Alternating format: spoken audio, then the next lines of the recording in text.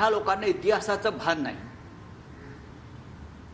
आता मी काल असं ऐकलं तिथे एका भाषणात भारतीय जनता पक्षाच्या नेत्याच्या, प्रधानमंत्री नाही, की डॉक्टर बाबासाहेब आंबेडकरांचा वारंवार कसा पराभव केला गेला काँग्रेसकडून।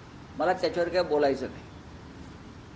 शेवटी त्या वक्त्यांनी सांगितलं की भंडारा मतदारसंघात सुद्धा काँग्रेसनं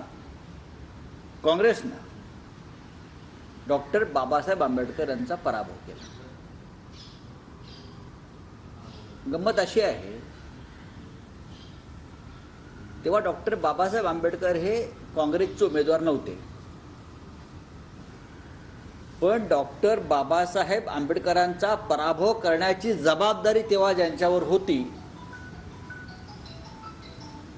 ते तिकडले काँग्रेसचे नेते मनोहरभाई पटेल यांचे चिरंजीव प्रफुल्ल पटेल हे भाजपमध्ये आहेत। मनोहरभाई पटेल हे तेव्हा त्या निवडणुकीचे प्रमुख होते भंडाऱ्याच्या, आणि त्यांच्यावर डॉक्टर बाबासाहेब आंबेडकर यांच्या पराभवाची जबाबदारी होती किंवा काँग्रेसच्या उमेदवाराच्या विजयाची जबाबदारी होती, म्हणजे डॉक्टर आंबेडकरांचा पराभव।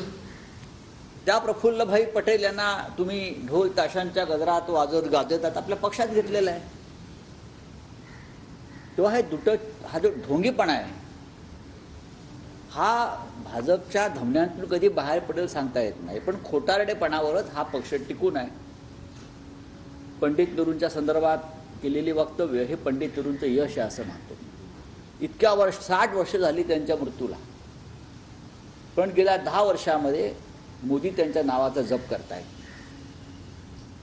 पण जेव्हा मोदी प्रधानमंत्री पदावरून दूर होतील 2024च्या निवडणुकीनंतर, तेव्हा त्यांचं स्मरण कोणाला राहणार नाही, एवढंच मी सांगू शकतो।